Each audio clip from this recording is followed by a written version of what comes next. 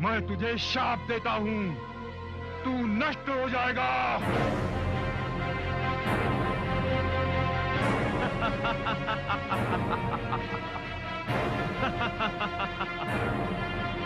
देवताओं ने हमें नाश के अतिरिक्त और दिया भी क्या है? अब तो तुम्हारी वास्तविकता भी स्पष्ट हो गई है। चला जा यहां से।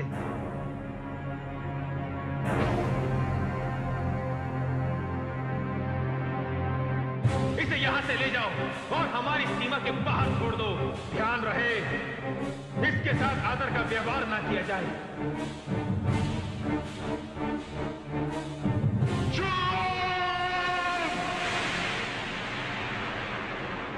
नष्ट हो जाएंगे ये सब के सब, सब नष्ट हो जाएंगे।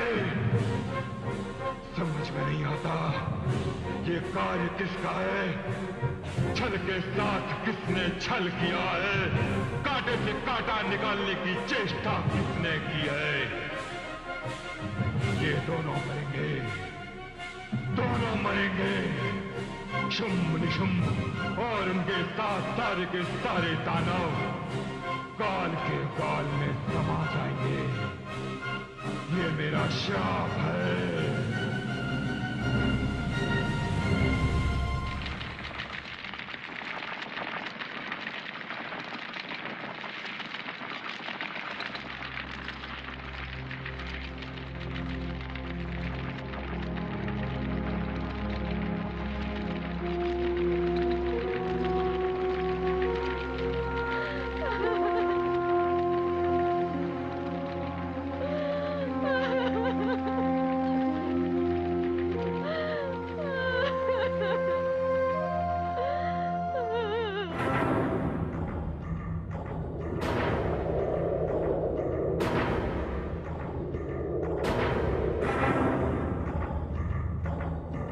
जागिए दानव श्रेष्ठ, जागिए।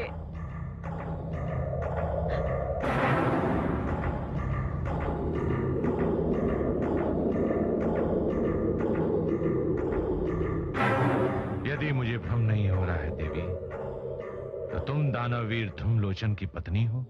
हाँ दानव श्रेष्ठ। तुम दोनों तो मुझसे आशीर्वाद लेकर गए थे।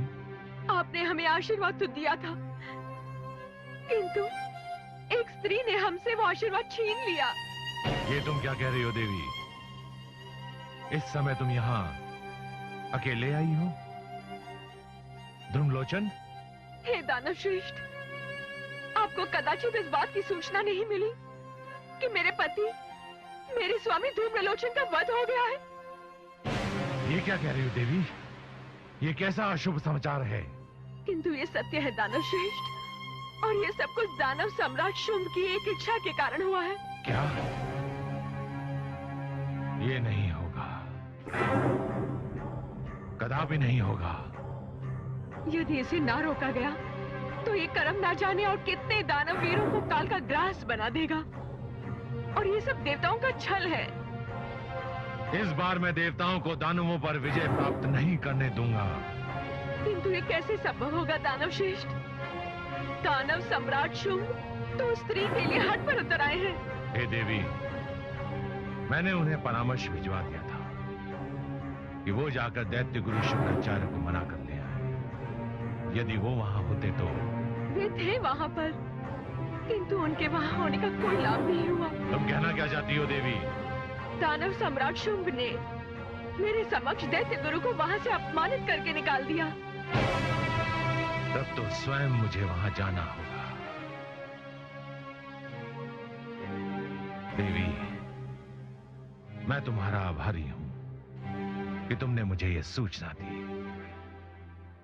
मैं तुम्हें तुम्हारा पति तो नहीं लौटा सकता, लेकिन तुम्हारे पति के हत्यारे को ऐसा दंड दूंगा कि सारी धरती कांप उठेगी।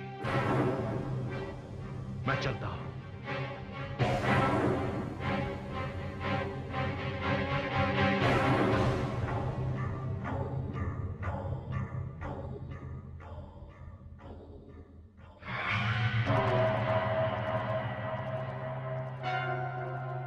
प्रणाम दानव सम्राट। हे दानव वीरों, मैं महामंत्री धूम्रलोचन के प्राण तो वापस नहीं ला सकता, किंतु मैंने उनकी चिता पर हाथ रखकर सौगंध खाई है। ये धूम्रलोचन की इच्छा थी कि वो सुंदर स्त्री इस दानवलोक की महारानी बने, और मैं उनकी इच्छा पूर्ति करने जा रहा हूं। नहीं दानव सम्राट, ये नहीं हो सकता। हमारे होते हुए, इतनी विशाल सेना के होते हुए आप एक स्त्री से युद्ध करें, यह हमारे लिए आत्महत्या करने के समान है। हे दानवीर चंड, मैं आपकी इस भावना का सम्मान करता हूं, किंतु अब यह भी तो देखिए कि यदि हमारे विरुद्ध कोई शासक होता, उसकी कोई सेना होती, तो मैं आपके इस भय का कारण समझ सकता था, किंतु वो तो एक अकेली स्त्री है, एक अबला है। नहीं दानव सम्राट, निश्चय वो स्त्री एक मायावी है, और संभवतः उसने अपनी माया की शक्ति से अपनी सेना को सबके दृष्टि से ओझल कर रखा हो, क्योंकि दानववीर धूम्रलोचन का वध केवल एक स्त्री के वश की बात नहीं। हे दानव वीरों, क्या तुम्हें ऐसा नहीं लगता कि तुम्हारा सम्राट हर प्रकार से सक्षम है? हाँ सक्षम है, हाँ सक्षम है, हाँ सक्षम है। नहीं दानव सम्राट, हम फिर भी आपको अकेले नहीं आने देंगे। हमारे लिए अपमान की बात है कि सेनापति के होते हुए राजा युद्ध के लिए जाए। हम सैनिकों का भी कोई धर्म है, हम आपको अकेले नहीं आने देंगे। जैसी आपकी इच्छा दानवीर चंड और मुंड, मैं आप दोनों पर इस अभियान का भार छोड़ता हूं। जाइए सेना लेकर और उस सुंदर स्त्री को यहां लेकर आइए। जो आज्ञा दानव सम्राट। चलो सैनिकों।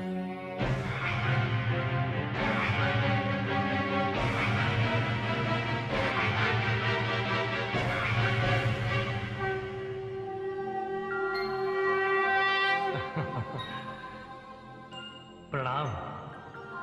हे जगदम्बे, आपकी इच्छा अनुसार ये कार्य भी भली भांति संपन्न हो गया, और अब दैत्य गुरु शुक्राचार्य की बौखलाहट भी देखने योग्य होगी। ये आवश्यक था देवगुरु, अत्यंत आवश्यक था।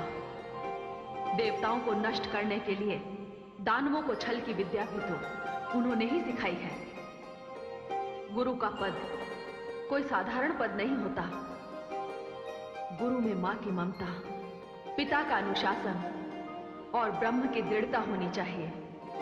आज शुक्राचार्य को अपने ही शिष्य दानवों से जिस व्यवहार का अनुभव हुआ, वो उनके लिए कष्टदायी तो है, किंतु उसका कारण भी तो वे स्वयं ही हैं। जगदम्बे, मेरे लिए क्या आज्ञा है? देवगुरु, आपके कारण अब शुंभ और निशुंभ दोनों की मृत्यु अवश्यंभावी हो गई है। ब्रह्मा जी की वाणी सत्य होने जा रही है, और अब दानव सम्राट शुंभ, चंड और मुंड को युद्ध का आदेश दे चुके हैं, और उन दोनों के साथ उनकी सेना भी आएगी। देवगुरु, अब आप अपने निवास की ओर प्रस्थान कीजिए। जो आज्ञा जगदम्बे। आपको कोटिशत प्रणाम।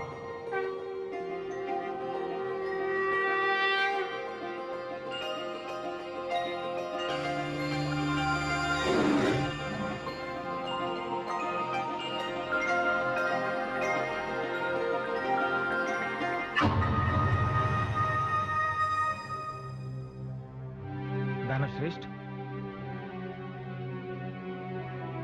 प्रणाम दानवश्रेष्ठ। आपने अपने आने की सूचना तक नहीं दी। दानव सम्राट ने मुझे इस योग्य नहीं रखा, और अब तो बहुत अधिक जल बह चुका है। मैंने ऐसा कौन सा अपराध कर दिया है दानवश्रेष्ठ? अपराध? आपने फिर से सारे दानवों को नेतृत्वहीन कर दिया। बीते हुए इतिहास से कुछ भी सीखने की आवश्यकता नहीं समझी, और तो और आपने कुलगुरु शुक्राचार्य का जिस प्रकार अपमान किया है, ये तो मैंने कभी स्वप्न में भी नहीं सोचा था। कुलगुरु का अपमान? दानवश्रेष्ठ, मैंने जिनका अपमान किया है वे देवताओं के गुरु बृहस्पति थे। मैंने तो कुलगुरु का सम्मान किया है। उस स्त्री के पास विवाह का संदेश देकर भेजा है, और उस इच्छा के लिए मैंने प्रतिज्ञा कर ली है कि मैं विवाह तो उसी स्त्री से करूंगा। और आप दानव सम्राट ये भूल गए कि आपको ब्रह्मा ने क्या वर दिया था? ब्रह्मा ने मुझे इच्छा मृत्यु का वर दिया था और उन्होंने कहा था कि मेरी कोई भी ऐसी इच्छा जिसकी संसार में पूर्ति संभव ना हो, उसके कारण मेरी मृत्यु होगी। और दानव सम्राट ने क्या किया? एक ऐसी इच्छा कर आपने अपनी मृत्यु की संधि पर हस्ताक्षर कर दिए। किंतु वो तो एक स्त्री है दानव श्रेष्ठ। स्त्री अबला होती है और एक अबला दानव सम्राट शुंभ पर विजय कैसे प्राप्त कर सकती है? अबला अबला अबला, ये आपको क्या हो गया है दानव सम्राट? आप ये क्यों भूल गए हैं कि दानव कुल शिरोमणि महिषासुर का वध भी किसी स्त्री ने किया था? और मुझे भय है इतिहास अपनी पुनरावृत्ति करने जा रहा है।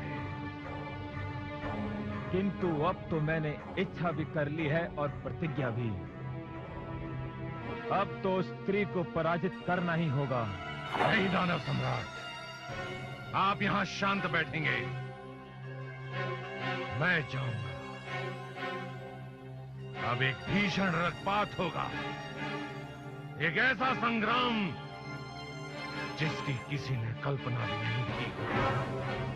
आपकी शंका निराधार है दानव श्रेष्ठ। मैंने दानवीर चंड और मुंड को सेना के साथ भेजा है। मुझे पूर्ण विश्वास है कि वो उस स्त्री सहित लौटकर हमें अपनी विजय की सूचना देंगे। मैं कामना करता हूं कि आपका विश्वास सत्य सिद्ध हो। चंड और मुंड उस स्त्री पर विजय प्राप्त कर ले, उसे यहां ले आए। किंतु मेरा विश्वास अब भी अटल है दानव श्रेष्ठ। फिर भी मैं दानव वीर चंड और मुंड की प्रतीक्षा करूंगा।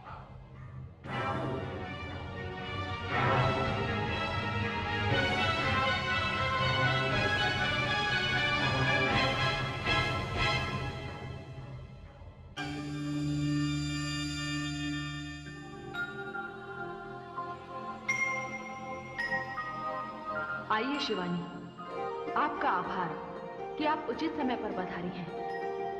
दानव सम्राट शुंभ ने मेरे विरुद्ध युद्ध की घोषणा कर दी है। उसका काल उसके निकट मंडरा रहा है। उसने चंड और मुंड को मुझे पराजित करने के लिए यहां भेजा है। नहीं देवी, अब ये कष्ट आप नहीं उठाएंगी। क्यों? क्यों है भवानी? क्योंकि ये वध करेंगी कालिका। कालिका के रूप में आपको कष्ट करने की क्या आवश्यकता है? हे देवी, आवश्यकता है। यदि चंड और मुंड का वध कालिका ने किया तो शुंभ और निशुंभ दोनों आपसे युद्ध करने आएंगे। अन्यथा परिणाम इसके विपरीत भी जा सकता है और उनका जीवित रहना इस ब्रह्मांड के लिए महाविनाश का कारण बन सकता है। हे भवानी, जैसी आपकी इच्छा। हे देवी, इस समय तो एक महाभयानक दैत्य रक्त बीज इस संग्राम में कूदने वाला है। एक भयानक रक्तपात होने वाला है। और हे देवी, इस समय आवश्यकता है देवी कालिका की।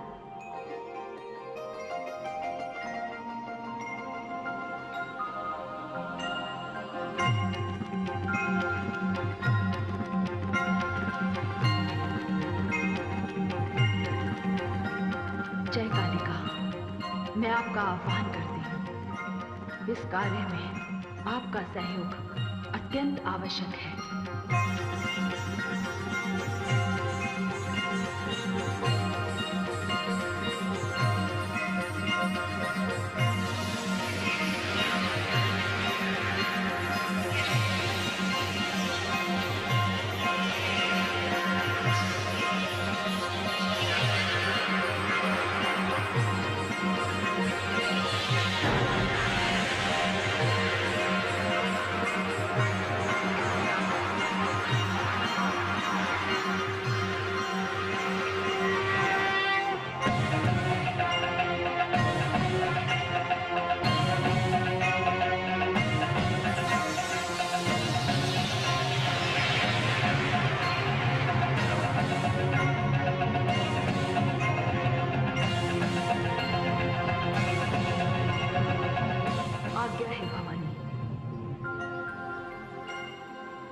कालिका, शुंभ और निशुंभ ने जगदम्बा दुर्गा के विरुद्ध युद्ध की घोषणा कर दी है। चंड और मुंड अपनी सेना के साथ चल पड़े हैं और इस संग्राम में दानव श्रेष्ठ रक्तबीज के आने की संभावना है। उसे किसी न किसी से सूचना अवश्य प्राप्त होगी। आपके इस संग्राम में भाग लेने से उनकी इच्छा और उनके युद्ध की प्यास पूर्ण होगी तथा उनके वध से आपकी मुंडमाला बन जाएगी, जैसी आदिशक्ति की इच्छा। हे जगदम्बे, मैं चलती हूं।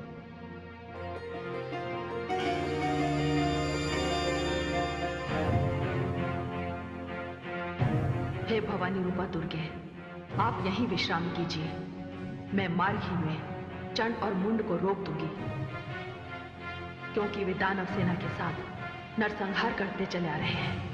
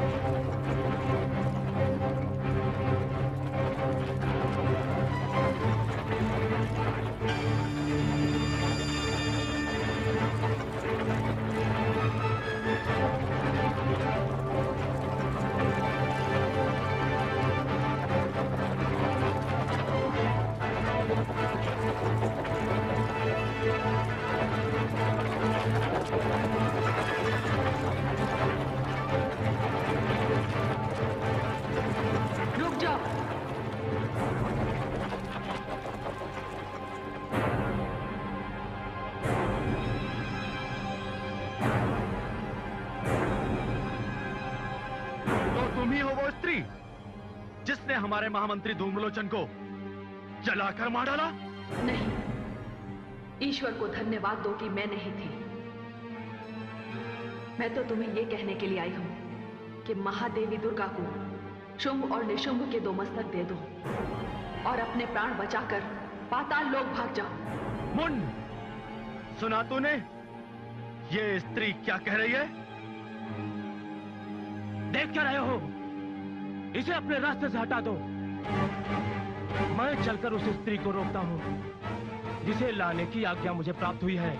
मुझे रास्ते से हटाकर आगे बढ़ जाओगे? चलो सैनिकों, आगे बढ़ो।